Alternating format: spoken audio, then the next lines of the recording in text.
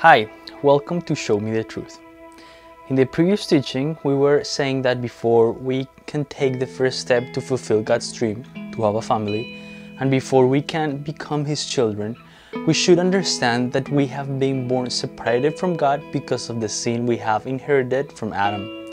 And because of this, when we die physically, we will have to go to a place where we will be separated from God forever, along with everyone who didn't manage to free themselves from sin and die separated from God.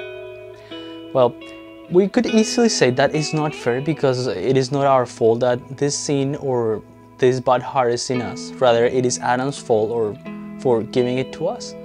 I've heard this every time I thought about this, and I could say that the people who think this way are completely right. Furthermore, I also thought like that at some point. It's just that I was forgetting a very important detail that moves this fault from Adam to me. To make this more clear, I'll use an example that's very easy to understand. Let's suppose that the sinful heart is like a cell phone, and what Adam has given us, that cell phone, works perfectly. It's charged and we can make as many calls as we want and send as many texts as we want. We would have every right to say that it is unfair for us to die or be separated from God simply because Adam has left us a cell phone that we don't want. But that excuse loses all its validity and the blame becomes ours when we see that we have used that cell phone and we like to make calls and send texts. Every person that has this bad heart that we've inherited from Adam is not obligated to use it and do wrong, but nonetheless we have used it and we have done wrong before God. Furthermore, we like to do it and many of us have become addicted to it. So we don't have any excuse because we have used our bad hearts and we continue to use them even after knowing that what we do is bad. The Bible says in Romans that there is no one righteous or no one who does good and no one who seeks God. And maybe many of us say that that's not true because we practice a certain religion and we pray and we are apprentice seeking God. We also help people we've never stolen or killed anybody. But the truth is that no one can seek God while they're doing wrong. And doing wrong before God is anything from a tiny bad thought or saying a small lie just to go along with a joke or to robbing or murdering someone. And according to biblical terms, the good we try to do to seek God or please God doesn't matter if we're doing wrong in our daily lives at the same time. The Bible compares this bad sinful heart with different things so that is easier for us to understand the way this nature works. Jesus made many of these comparisons, and one of them is found in Matthew 23. It has to do with a coffin or a tombstone. And it teaches us that normally when someone goes to the cemetery, they can see the tombstone of people who have died and they're always very clean and decorated with flowers on the outside. But if we were to open the tomb, we would be confronted with the bones of the dead and a very bad odor of decomposition and death. Jesus teaches us that the human is the same way. We can dress well and appear to be good people and show others that we do right. But if people could see our inside, and more specifically could see our nature, they would find all that dirt and sin that we have every day. Another comparison that has to do with our heart was also taught by Jesus in Matthew 7. In this case, Jesus compared the sinful heart with a tree that bears bad fruit. And just like a tree can only give one type of fruit, our sinful heart can also bear a bad fruit. So that heart that we have inside is designed to do bad things, not good things. In other words, all the good things that we have done at some point are imitations of things that we have seen being done before. Just like a chimpanzee or a monkey can imitate a human, even though it's not their nature.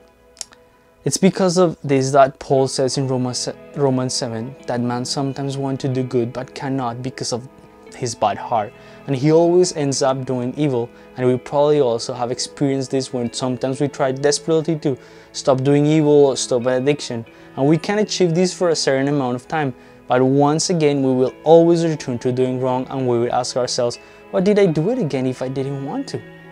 And it's here where we realize that this nature has taken control and has practically turned us into slaves of doing evil, and doing bad turns into a habit and we end up liking it and it becomes part of our lives. It is important to understand that the bad is everything that doesn't please God, and the Bible tells us that there are different ways to do bad or sin. Or better yet, there are different ways that this bad heart can produce bad things.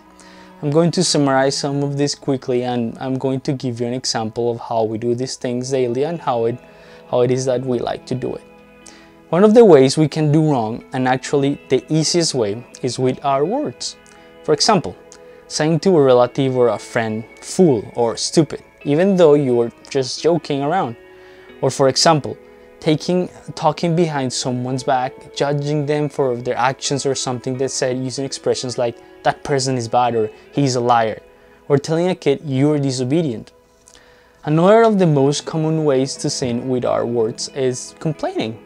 Complaining shows ungratefulness, and with expressions like, this sucks, or I wish we had a better house, or I don't want to eat this, or I wish we had more, or just complaining about our family or current situation is showing that we don't value anything that God has given us.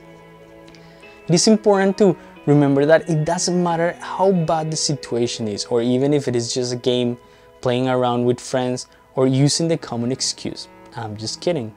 Before God, sin is sin. It doesn't matter what context it is in. Sin is sin. So before God, little white lies don't exist, and neither do lies when you're just joking around. Another way that we use often to do wrong is called omission. Omission comes from the word to omit, and sinning by omission means knowing how to do right and not doing it. And we have used this way of doing wrong since we were really little. For example, when we were in elementary school and we didn't like a certain kid and they needed a pencil, crayon or an eraser, and we had an extra to lend and could have done right, but we didn't.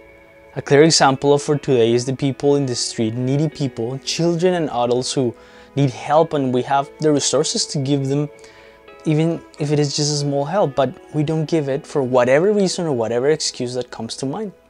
It is important to know that before God, there is no excuses for us not to do good unto others.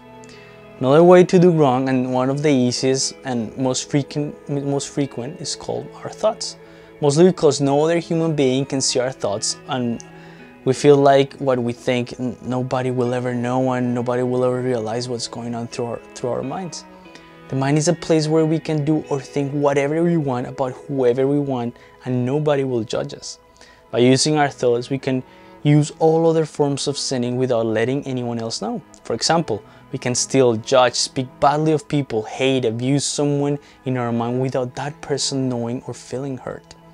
But God sees every thought that we have, and for every bad thought or bad intention, we will have to be accountable before God. There are many ways of doing wrong that exist, but it is important that we know that with only a single bad thought, we are already considered sinners because we are using our sinful heart. Many people have managed to control many of the different ways their heart do wrong, but they will never be able to totally contain that sin factory. It's like cutting the branches of a tree so that it doesn't bear any fruit. No, we need to remember that the branches grow back sooner or later and they bear fruit again. To end, I want to make sure that we understand that to do wrong or to use the sinful heart, it is not necessarily just a bad thought or action, but with simply agreeing or laughing with someone else who does it, we are sinning. It is called approving of things that are wrong. For example, going with our friends when they're doing something bad is approving of it, even if you're not technically the one doing anything wrong. Or when someone says a joke that makes fun of someone and you laugh along with everyone, you are sinning by simply approving, even though you were not the one who said the joke. Or by simply paying attention and listening to those who judge others is being part of it. To conclude, it is important that we understand that and recognize that there is no one who is good and no one seeks God, and we are included in that. In the same way, it is important to recognize that we do wrong daily, even if it is in the smallest way, or even if we don't do it ourselves but just approving of others who are doing it, we are sinning. If we are able to recognize this, we are ready to advance to the next level and go up the next step of the staircase. Because we'll have realized that it doesn't matter that Adam has given us this bad heart, but rather that we've used it and we like to use it, and before God we have no excuse. I invite you to check out the next teaching in 2 weeks so that we can keep going ahead together in this staircase so that God's dream can be fulfilled in us. And we can also share God's dream with others so that we can all become a part of God's family. Remember that if you have any doubts or questions about any of what I've just said, you can send me an email at the address that appears here below. So I'll see you next week with the Q&A video, or in 2 weeks with the next step. God bless you.